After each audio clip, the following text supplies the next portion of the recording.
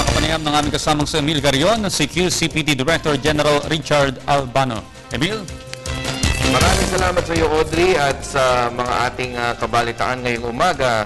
At ating naimbita nga ngayon, pinalad tayo na dumating dito sa balitaan ang mismong hepe at namumuno sa Quezon City Police District, si General Albano.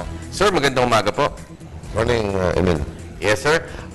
Kumusta naman po ang naging aksyon ng ating mga kapulisan kaugnay dito sa katatapos lang nating balita na isang ng hostage na Koreano, at paano po kabilis ang naging aksyon ng ating mga operatiba?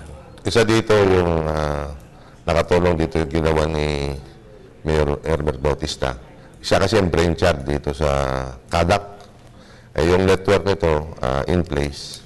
From there, madali lang itap yung mga ibang different agencies. In coordination with PIDEA and AIDSOF ng PNP,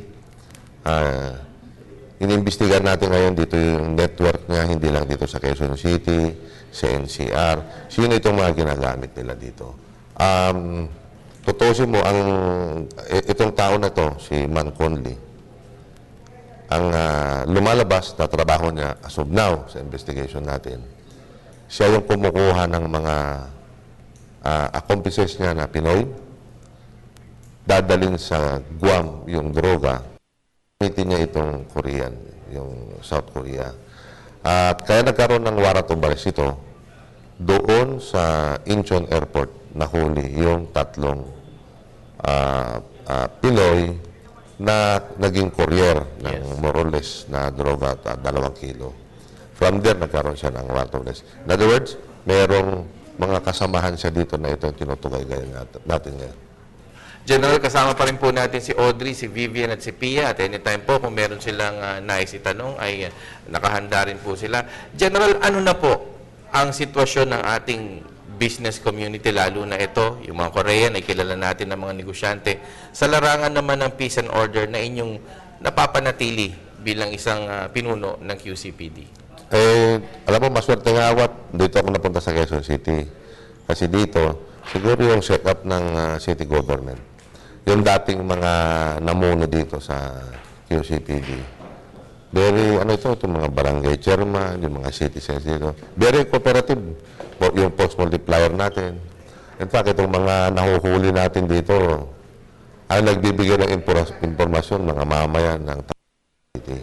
Kaya, hindi mahirap mag-solve ng crime dito dahil mismo ginagamit nila yung cellphone, yung mga 117 natin, yung PNP Text 2920. Kaya madaling ilutas ang kaso dito.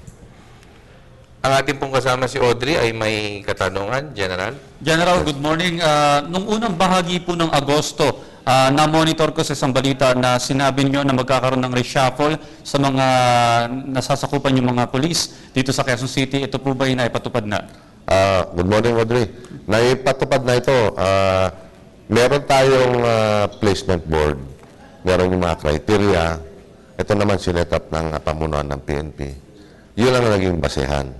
Hindi naman ibig sabihin pag nalipat ka, mahina ka, kundi mas nararapat ka dito sa istasyon na to. May patupad na ito, hanggang ngayon, continuous pa yung programming natin dito. Parang finding the right man for the right job. General, isa pang nabanggit nyo nung bandang Hunyo naman na dapat tama ang screening. May mga pagbabagong proseso po ba sa mga tinatanggap nyong mga pulis? Oo, tinitingnan yung mga background. In fact, kahit nakapasok ng pulis, isang programa ng pambansang pulis, tinitingnan pa rin natin, minomonitor pa natin ito. Hindi ko sinasabi na nakapasok ito na nagawa ng paraan lang. Pero as you go on dito sa trabaho na to, alam mo naman, medyo stressful yung pagka dito sa serbisyo na to. Minomonitor natin ito sila. Yes, General, balikan ko lang yung issue mo kung natabunan na dahil sa nangyaring habagat at iba pang mga isyong lumalabas ngayon.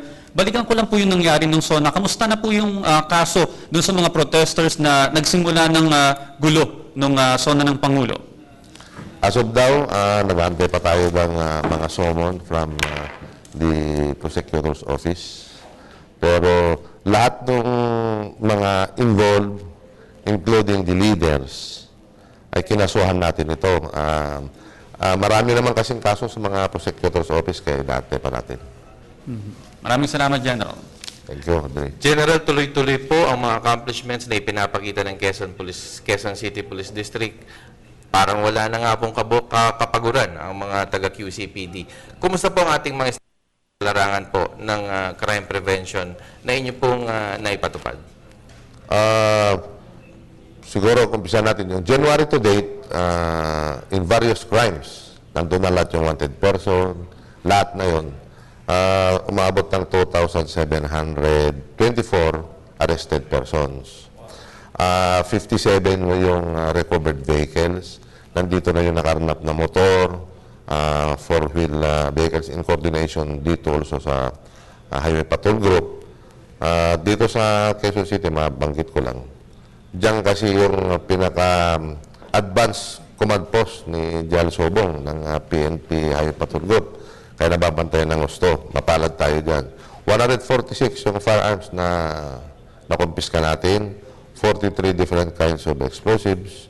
At 45, more or less, kilos of shabu ang nakuha natin since that period with a total amount of 212 million pesos. Meron din tayong nakuha 1.5 cocaine. More or less, yan yung mga accomplishment natin. Ito ay imposible kung hindi sa tulong ng mamamayan, yung suporta ng Quezon City Hall, headed by the Mayor Herbert Bautista, at yung direksyon na binibigay ng aming Regional Director, si Jal Garbo. Sa pamunuan naman ng PNP, kay Jal Purisima, bibigay lang niya yung direksyon, bahala ka na paano mo gagawin. Kaya madali, yung bahala kang dumiskarte, hindi na kailangan na mag-aantay ka pa ng instruction for that. At lagi naman nakamonitor ang Malacanang. Sinet naman ng ating mahal na presidente, President Ninoy Aquino, na diretso lang naman yung tamang daan. Kaya madali sundin. Nabanggit nyo na rin po ang tuwid na daan, ang tamang daan. Kumusta naman po ang reformation program ng PNP in relation naman po sa QCPD dimension? Paano nyo po na ipapatupad dito yung pagbabago ng ating mga kapulisan sa QCPD? Sinusundan lang naman natin, inumpisa na natin yung inumpisa na yung mga predecessors ko, yung mga nauna, kaya madali naman na sundin. Simple lang naman yung pinatutupad natin, yung Code P. Hindi masyadong complicated, simplified. Okay. General Albano, nasa inyo po ang pagkakataon para sa inyong mga final messages po. Yes. Number one, maraming salamat at nabigyan ulit tayo ng pagkakataon na nandito. The best partner of the PNP, ang media. Kung hindi dahil sa inyo, hindi na natin may paparating sa tao yung kulang ng sa pulis, yung nagagawa natin, yung mga programa natin, kung saan nalalaman ng mamamayan kung paano sila tumulong sa pulis. At nananawagan ako sa mamamayan, suportahan natin ang itong pambansang pulisya. Nag-iisa lang ito. Kung anong kailangan natin baguhin, anong suggestion nyo, nandyan kayo para katulong natin. At suporta ng Quezon City Hall. Maraming salamat sa inyo. Yung mga programa natin. We are always guided by the Divine Providence. Maraming salamat. Maraming salamat po, QCPD District Director General Richard Albano. Marami pa tayong aabangan na balita sa pagbabalik ng ating balitaan.